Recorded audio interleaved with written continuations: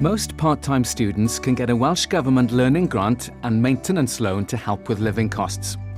These help pay for things such as books, rent, and food. How much you get will depend on your course intensity and household income. When you apply, you'll need to know the number of module credits you'll be studying. We'll use the module credits to calculate your intensity in each academic year.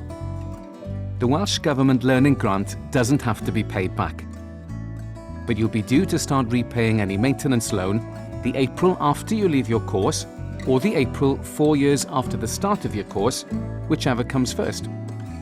The amount you repay each month depends on your income, not how much you borrowed.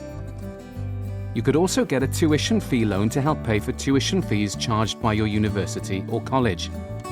Tuition fee loans need to be paid back.